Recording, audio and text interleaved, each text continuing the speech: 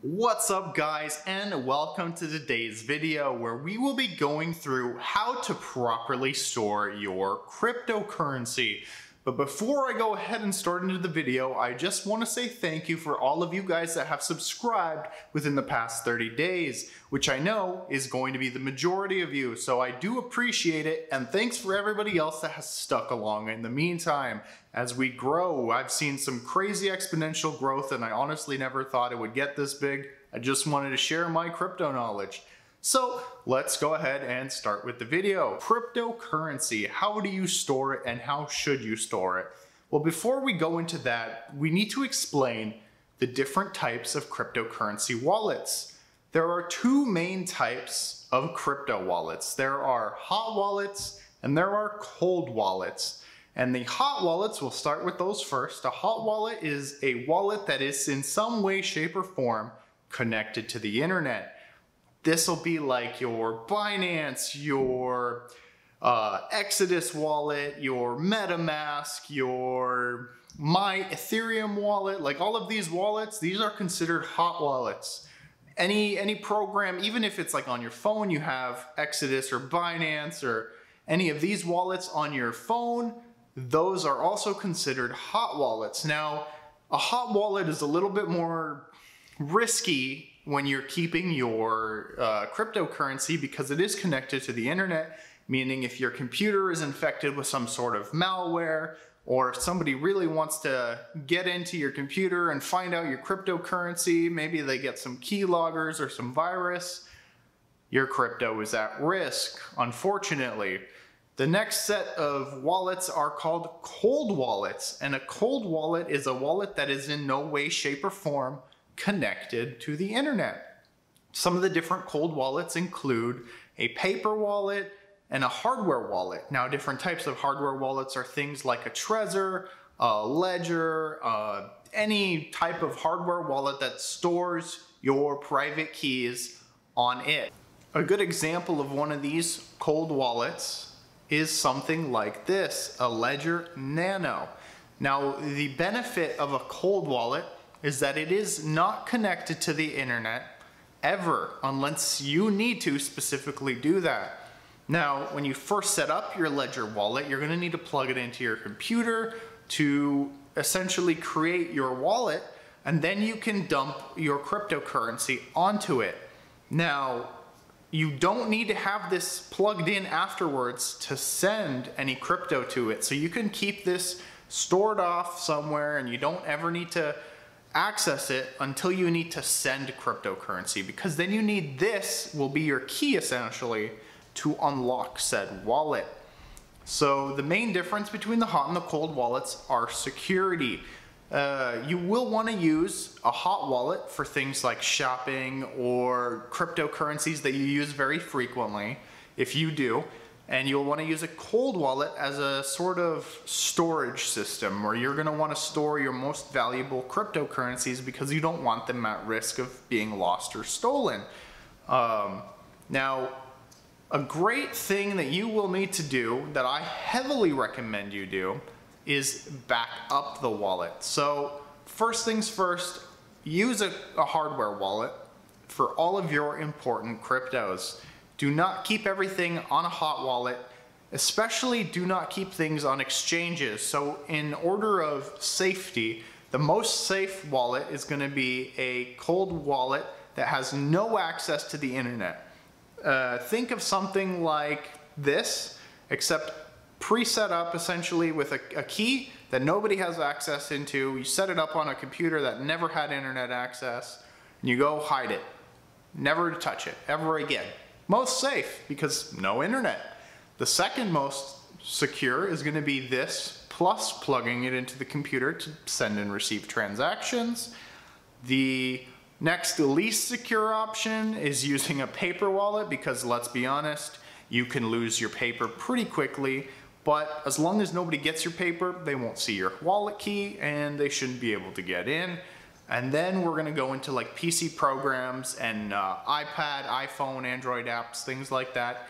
Those are going to be usually a little more secure than exchanges, but it really depends on what app you're using and how their security is stacking up. Then you have exchanges like Binance and Coinbase, things like that. You really don't want to store your cryptocurrency on there unless you absolutely need to. So, backups. It's good to have one of these, but what happens if this were to whoop, out the window or break? Let's say like your dog decides to chew on it, or your cat takes it and I don't know, breaks it or something, or it just doesn't want to turn on anymore. Well, you need a backup, and a good way to back things up are to use the hardware wallet backups. Something like one of these. Now, something like this is going to have a bunch of punch-out keys, and you're going to take those punch-out keys and you store them in here. Let's see if we can get that to focus a little bit. In here, you're going to have 12 on this side and another 12 on this side. Now, why are there 24? You're asking. Maybe your wallet only has 12 words. Well, you can have wallets with 12 or 24 words stored in here. You can have two 12s or one 24. Just make sure it supports BIP 39. Now, what is BIP 39? Well, that stands for Bitcoin Improvement Protocol 39. And what essentially happened in BIP 39 was where they took mnemonic words and added them into the database essentially for your wallet. So your wallet is a string of ones and zeros that your computer interprets, very, very long string of digits, right? Us humans, we are not so great at remembering how these ones and zeros work, right? We are really bad. Let's say your wallet was like in binary 1001101, something like that. You're never going to remember that long string of numbers that it ends up being. So instead of using numbers, we are very good at remembering words. Well, at least some of us are. But it's a lot easier to use words. So if you have 24 words on here, these 24 words, when you put them into your wallet, will be converted into binary, which the computer will then use to restore your wallet. And that's why there are only 4 slots on every single one of these. There is about 2,000 words or more that you can use, and then you take that times 24, and that will give you the recovery for that specific wallet. Now, every word, the first 4 characters of every word are unique. Meaning, in this, you might ask me, hey man, you can't fit my whole word in here. What am I gonna do? Well, that's exactly what you're gonna do. Only put the first 4 characters. So let's say you have a word like, I don't know, cake. Cake is 4 letters. It fits perfectly in there, right? But then you have a word like potato. Well, potato doesn't fit into only 4 words. So that's where you take and you put the first 4 characters, and then you're able to store 12 of those first 4 characters on each side, securing your wallet. Now, when you go to restore it, if you can't remember what, like, P, O, P, R, or whatever letters you have in here, you don't know what words they are? No problem. You can easily just Google search BIP 39 word list, and it will, boop, give you all of the words possible. And if you Control F and look for the first 4 letters of the word that you have written in here, you should be able to figure out what the entire word is, and then you slowly fill out that recovery, and there you go. Bingo bango, your cryptocurrency is back in your wallet. So these are great, because if you have one of these and they break, you will lose everything. So have one of these, or 2 of these, or 4. Store them somewhere great. That way they don't get lost, nobody has access to them. Put one in a bank security vault, right?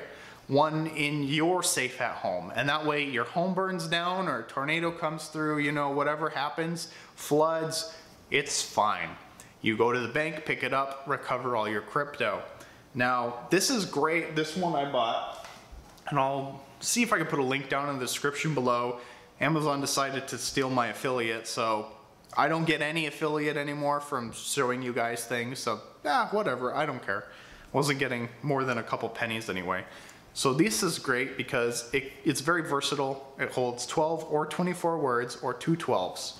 It also comes with this little sticker that if you put it on and open, it will show void. So you will know if somebody got in here, and then you got to check your stuff and make sure that you still have it. But the great thing about something like this is it uses these cutout keys with letters in them. I don't know if you can see it. It's really hard. But okay, it's not focusing, but there are letters on here. You'll just have to trust me. You take those letters and you pop them out, and you fill in the you fill in the 4 words or the 4 letters, and then you close it. Now this is fireproof. You put this in. Let's say you have a small fireproof safe. Also, you can get a cheap one from Walmart for like $40. It's not going to protect your stuff, but it will help in a fire, because the case is fireproof. You store this in there, and if you store this in there, let's say the fire cooks it, done. No more crypto. What are you gonna do? The words on here will not melt. This thing is rated to survive in a fire, and because the keys are punched and not etched in as some of the crypto solutions, it should be way more readable. So I do really highly recommend that you guys get one of these. If you're storing your stuff on an exchange, take it off. If you're storing it on your computer, take it off. Put it onto a hardware wallet, please, I beg of you. And then get a couple of these and please back it up. I have heard so many stories of people losing their crypto, and I firsthand lost more than I'm willing to admit by losing my crypto keys. I lost tons of Ethereum and tons of Bitcoin back in the day, and I have learned my lesson. Now here I am showing it to you guys. So I hope you found today's video helpful. If you did, please leave a thumbs up and subscribe to the channel if that's your thing. If you have any questions, please feel free to drop it down below. I'll try to read them as soon as possible. And once again, I really appreciate you guys for checking out my video and my channel, and we'll catch you guys in the next one.